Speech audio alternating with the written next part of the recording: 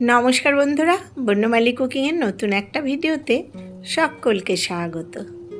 আজ আমি এমন একটা রেসিপি শেয়ার করব যা রেস্টুরেন্টের স্বাদকেও হার মানাবে, আর খুব সাধারণ জিনিস দিয়ে ঘরে এইভাবে সুস্বাদুভাবে তৈরি করে নিতে পারবে। তার জন্যে আমি কিছুটা মোচা খুলে নিয়েছি, আর মোচার ভেতরের কাঠি আর পতাকা ফেলে এক মুঠো নিয়েছি। একটা নিয়েছি গাজর টুকরো টুকরো করে। এগুলো ধুয়ে প্রেসার কুকারে দিয়ে দিলাম। গাজরটা খোসাটা ছাড়িয়ে টুকরো করে নিয়েছি, আর এক মুঠো মতো মোচার ফুলগুলো ছাড়িয়ে নিয়েছি। নিলাম এক মুঠো মটরের ডাল ধুয়ে ভালো করে। এবার দিয়ে দেব দু টুকরো মতো আদা, দুটো কাঁচা লঙ্কা আর সামান্য পরিমাণে জল। এবার এটা গ্যাসে বসিয়ে দেব, দিয়ে মাঝারি আঁচে দুটো সিটি দিতে বসাবো। এদিকে মশলা নিয়েছি অল্প আদা, 3টে কাঁচা লঙ্কা আর ছোট সাইজের একটা টমেটো। মিক্সিং গ্রাইন্ডারের ছোট জারটায় এটা নিয়ে নিলাম। এর সাথে কিছু বেসিক মশলা মিলিয়ে একসাথেই আমি একটু ঘুরিয়ে নেব। 1 চামচ ধনে গুঁড়ো, হাফ চামচ জিরে গুঁড়ো, হাফ চামচ পরিমাণ নেব হলুদ গুঁড়ো, আর নেব হাফ চামচ কাশ্মীরি লঙ্কার গুঁড়ো। এটা মশলা এবং রান্না দুটোর রঙটাই সুন্দর করবে। সামান্য একটু জল দিয়ে এটা পেস্ট করে নেব। এদিকে দুটো সিটি দিয়ে আমি প্রেশারটা আলগা হওয়া পর্যন্ত অপেক্ষা করেছি। এবার খুলে নিলাম প্রেশার কুকারটা। যে সকল উপকরণ আমি ভেতরে দিয়েছিলাম জল ছেঁকে ভালো করে তুলে নেব। ভালো করে জল ছেঁকে নিতে হবে, না হলে এটা দিয়ে আমি যে কোপ্তার আকারে গড়ে তুলব সেটা ভালো করে হবে না। দেখো আমি এগুলো সব তুলে নিয়েছি। বাচ্চারা অনেক সময় এই মোচা খেতে চায় না, গাজর খেতে চায় না, কিন্তু এগুলোর উপকারিতাটা তো আমরা সবাই জানি। গাজর তো ভিটামিন এ খুবই উপকারী, আর মোচার মধ্যেও রয়েছে প্রচুর আয়রন। বাচ্চা কেন, আমাদের মহিলাদেরও খুব দরকার শরীরের জন্য। এবার দেখো এই রকম মতো আমি সেদ্ধ করে নিয়েছি, খুব বেশি কিন্তু নয়। কিন্তু এটা যদি হাত দিয়ে ম্যাশড করি তাহলে না ছিবে ছিবে মতো থাকবে। সেই কারণে আমি এটা শিলনোড়ায় একদম আলতোভাবে একটা বাটা দিয়ে নেব। এটা তোমরা মিক্সিতে এই 3-4 সেকেন্ড করে দুবার ঘুরিয়ে নিতে পারো, কিন্তু কোনোভাবেই খুব ভালো মিহি পেস্ট করে নিলে কিন্তু চলবে না, না মিক্সিং জারে না শিলনোড়ায়। এরকম হালকা করে আলতো করে এটাকে করে নিতে হবে। এই যে দেখো এরকম ছিবে ছিবে মতো যাতে থাকে। একদম যদি মিহি পেস্ট হয়ে যায় তাহলে কিন্তু ভালো হবে না। পুরোটা আমি করে নিয়েছি, করে এবার বাটিতে তুলে নিয়েছি। এই কারণেই বলেছিলাম জল থেকে খুব ভালো করে ছেঁকে তুলে নিতে হবে, না হলে এই রকম মতো হবে না। এবার নিয়ে নিলাম অল্প একটু হলুদ, 2 চিমটি মতো হিং, নিয়ে নেব স্বাদ মতো একটু লবণ, নেব গোটা জিরে কয়েকটা, অল্প সামান্য পরিমাণে নিয়ে নিলাম চিনি। আর এটা আমার ধনে, জিরে, মৌরি এটা ভেজে গুঁড়ো করা সেই মশলা নিলাম হাফ চামচ মতো, আর কর্নফ্লোর নিয়ে নেব আমি 1 চামচ। এবার এটা ভালো করে মেখে নেব। এটা মাখার সময় যদি তোমাদের মনে হয় খুব ঢিলে ঢিলে, তাহলে কর্নফ্লোরটা আর একটু বাড়িয়ে নিতে পারো। আমার মাখাটা একদম ঠিকঠাক, আর কিছুই লাগবে না। আমি একটু ঢেকে 5 মিনিট রেখে তারপরে আবার তুলে নিলাম। এখান থেকে আমি গোল গোল করে দেখো এরকম রসগোল্লার শেপ করে করে ভেজে নেব। তোমরা নানা রকম শেপ দিতে পারো, আমি এরকম গোল গোল করেই তৈরি করব এবং সেটা ভেজে নেব।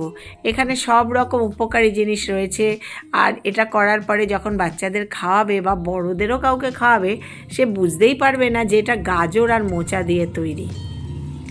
এবার দেখো এই কোপ্তাগুলো আমি ভেজে নেব। এই রকমভাবে মোচার কোপ্তাকারি কে কে করেছো বলো। যারা করেছো তারা তো জানোই কত সুস্বাদু খেতে হয়, আর এর যে গ্রেভিটা তৈরি করব সেটা আরও সুস্বাদু। এবার এরকম দেখো প্রথমে দিয়ে কিন্তু একদম নাড়াচাড়া করা চলবে না, একটু সময় দিয়ে এটাকে হতে দিতে হবে, তারপর উল্টে দিতে হবে। গ্যাসটা কিন্তু লো টু মিডিয়াম আঁচে রাখতে হবে, বাড়িয়ে দিলে পুড়ে যাবে, ভেতরে কিন্তু গ্যাদা গ্যাদা থাকবে, মানে একদম কাঁচা কাঁচা থাকবে। এবার আমি উল্টে দিলাম। এবার এই রকম করে এই 4টে আমি ভেজে নেব। এই রকম মুখরোচক ভাজা এগুলো কিন্তু স্ন্যাক্স হিসাবেও খাওয়া যায়। চায়ের সাথে সচরাচর লোক আসলে বাড়িতে বা ছোট বাচ্চা থাকলে ঘরে তাদেরকে করে একটু সস দিয়ে দিলে কিন্তু বুঝতেই পারবে না এটা মোচা আর গাজর দিয়ে তৈরি। এরকমভাবে আমি আরও 4টে দিয়ে দিচ্ছি এখানে। অল্প অল্প করে ভাজছি, কারণ আমি কড়াইতে অল্প তেল দিয়েছি। বেশি বড় কড়াই নিয়ে বেশি তেল দিয়ে ভাজলে তেলটা তারপর আমাকে পরে অন্য রান্নায় ব্যবহার করতে হয়, তা সেটা আমি করব না বলেই তেল কম দিয়ে করেছি। এই রকমভাবে আরও 4টে ভেজে নিলাম। দেখো তেল কিন্তু তেমন টানে না। এরপরে আরও আমার রয়েছে, সেটা দিয়ে আরও 3টে হবে।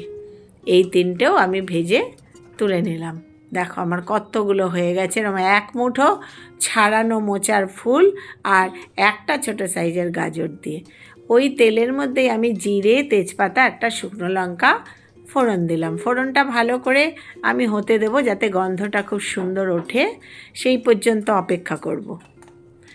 এবার আমি একটা আলুকে, মাঝারি আলুকে ছোট ছোট ডুমো করে রেখেছি, সেটা দিয়ে দিলাম। আর এখানে আলুর আন্দাজে অল্প পরিমাণে নুন আর সামান্য একটু হলুদ দিয়ে আলুটাকে খুব ভালোভাবেই ভেজে নেব, কারণ কোপ্তাগুলো আমার করা আছে। এটা সেদ্ধ হতে সময়ই লাগবে না, কিন্তু আলু সেদ্ধ হতে সময় লাগবে। দেখো মশলাটা হয়ে গেছে। এবার এই মশলার মধ্যেই আমি আরও কিছু মশলা মেশাবো। যেমন ছোট 1 চামচ নিলাম চাল মগজদানা, নিয়ে নিলাম ভাঙা কাজু 7-8টা, আর নিয়ে নিলাম 7-8টা কিশমিশ। এটা এবার এর সাথে ভালো করে আরও পেস্ট করে নেব। দেখো কত সুন্দর দেখতে মশলাটা হয়েছে। এই মশলাটা কিন্তু মিহি পেস্ট করে নিতে হবে। এবার আলুগুলো দেখো ভাজা হয়ে গেছে মোটামুটি ভালোভাবেই, সেগুলো আমি তুলে নিলাম। নিয়ে ওই তেলের মধ্যে যে মশলাটা আমি দুভাবে তৈরি করলাম, 2টো ধাপে, সেই পুরো মশলাটা দিয়ে দিলাম। এরকমভাবে বন্ধুরা এই মশলায় এই কোপ্তা রান্না করে দেখো, তারপরে আমাকে কমেন্টে জানিও। 1 মুঠো কড়াইশুঁটি দিয়ে দিলাম, কারণ শীতের সময় কড়াইশুঁটি দেবো না রান্নায়, এটা তাহলে কেমন জানি মনে হয়।